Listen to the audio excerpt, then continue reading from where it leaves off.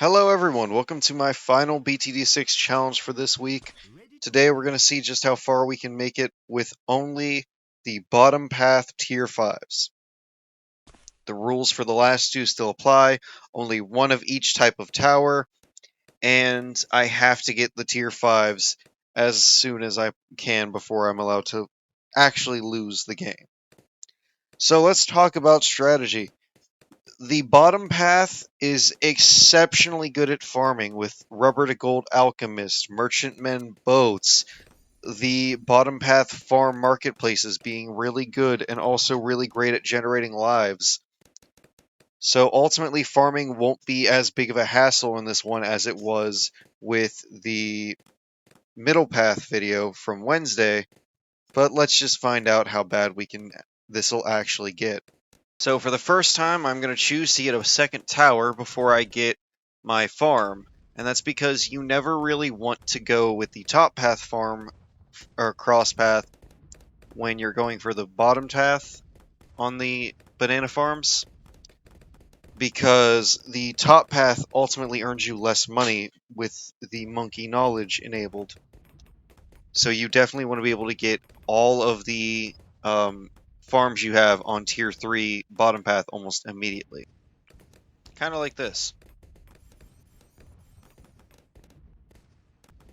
Alright, quick check-in for round 40. As you can see, I'm prioritizing farming faster in this one because with the monkey knowledge, if you get 11,023 farms, you will actually get $1,000 a tick in the game. So you definitely want to get that as soon as you possibly can. Alright, getting our boomerang boy ready for round 50 because we're definitely going to need that extra Moab press. And now we're going to grab the boat so we get a little bit extra more cash.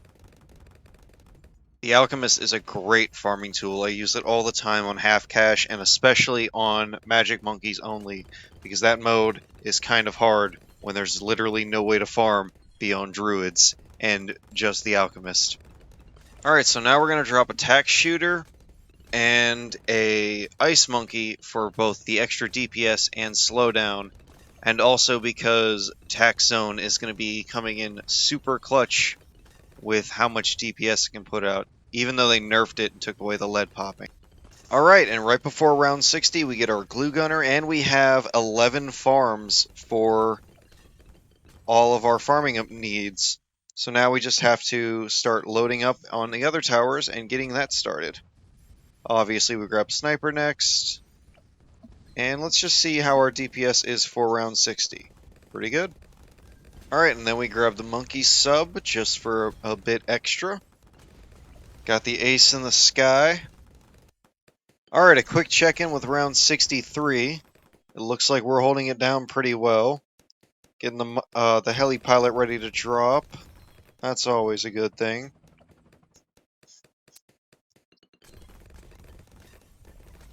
Got the mortar ready to go now. Another tier 5 I don't usually use a lot, but I hear is really good. Got our Dartling Gunner down now. That's going to come in handy with the buckshot knockback. Got the Wizard down now. Got to put him in a good spot so he gets his graveyard full all the time. And now we have our Identity Confused Super Monkey down. Got our Ninja set up and ready to go. And then we have the Druid, who is another tower that's probably going to suffer a lot from the only one of each tower rule. The Spike Factory I hopefully won't forget to upgrade at some point. Engineer, who just got his Paragon yesterday as time of recording. And now we have the tier 5 that emphasizes the biggest struggle with this specific challenge run. The Monkey Village. So, there's literally nowhere for us to put this that it can help us at all, because all we can really cross-path it into is the jungle drums. And none of our towers are going to be helped very much by it, which is why it is easily my least favorite and probably overall the worst tier 5 in the game. Alright, a quick check-in now that we're at round 76 and we pretty thoroughly handle it. As you may have noticed now, we have every single tower on board.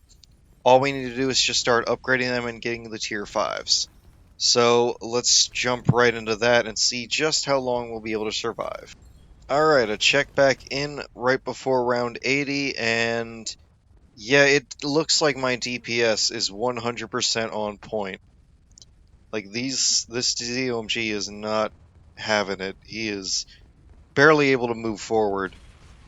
That's pretty impressive, honestly. Alright, a quick check-in with round 90. We don't have any tier 5s yet, but it looks like because of the Moab press and the Moab shove, we pretty well handle the DDTs. Alright, a couple rounds later, we get the first tier 5 with the Monkeyopolis, and we're just going to put some more farms around it to try and make as much cash as we can, because we are starting to fall behind pretty drastically. Alright, right before we get to the next DDT round, we pick up the Sticky Bomb as well as the Icicle Impale, which will definitely come in handy. We're going to start getting some tier 4s up, and then we will see how well we do against 95. Alright, we're going to grab the Prince of Darkness, and hopefully he's still relevant at this point. Right before 95, we're going to hit the Elite Defender. See just how well he can hold off. Alright, a round checkup with 95.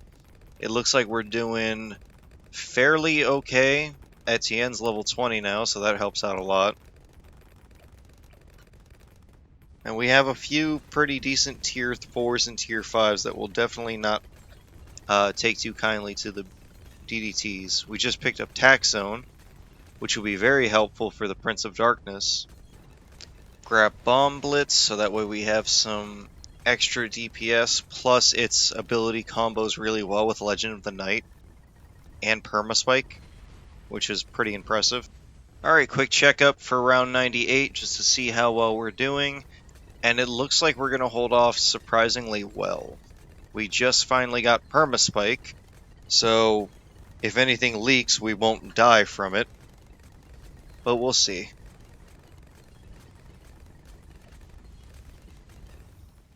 Buying Bloonson right before round 100, Comanche Commander to help out with some DPS.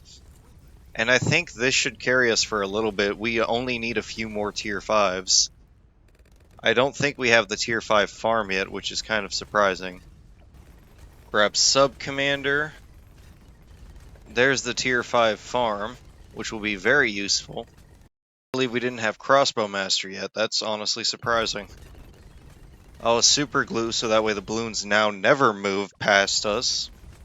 Master Bomber now, so that's going to become very useful. So instead of that Moab Domination, we're going to go for Avatar of Wrath first, because he needs to bring up his DPS a little bit more. And now we get one of the best towers in the game with the BMA, so we're going to start doing a lot better. You know, it seems like bottom path upgrades are just determined to not let the balloons pass them. Alright, got the triple XL trap now. Got the BES, and I think that puts us at maybe 2? Yeah, I think just 2 tier 5s now is what we're left at. We need the Legend of the Night and the Flying Fortress. Alright, quick round check for round 119, as well as being about to buy the Flying Fortress. So yeah, this is going surprisingly well. These bads are not even reaching the halfway point in the track. So let's see how long we can last. Alright, and at round 124 we have the Legend of the Night. So, he's really good, and I expect us to be able to last for a while, given that his ability is just a straight up black hole that stops anything from leaking. So we'll check back in at round 40, and then we'll go to every 10 rounds like last time. Alright, and we're at the tail end of round 139 for round 140. So let's see how well we do against this fortified BAD. It's taken a lot of damage, but it's making it a lot farther than I want it to. Oh my gosh. Yeah, we're not putting out the DPS to last very long if that's getting that far. So we'll have to see. I'll check back in 10 rounds with you guys.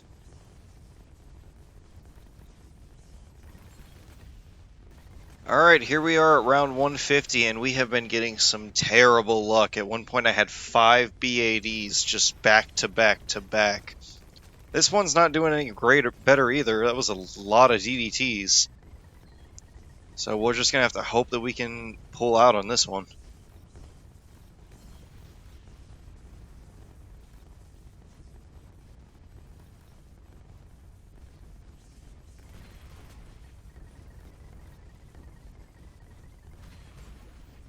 Yeah, we've had some rounds where this has been pretty rough.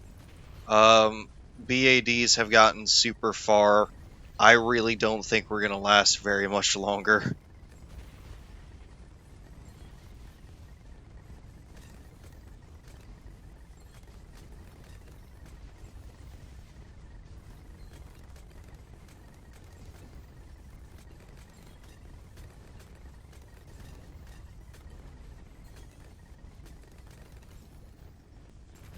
Well, here we are on round 165, which, as I'm sure you can guess, is the final round.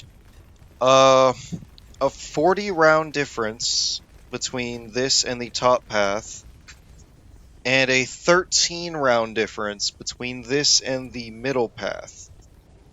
So, yeah, apparently the top path is the best, which should be obvious. It does have this true sun god. And the middle path is the second best, with the Legend of the Night, which, again, should be obvious. But that's going to do it for these videos. I might have one or two more things coming out for BTD6, but I can't really guarantee when. But I hope I'll see you guys then.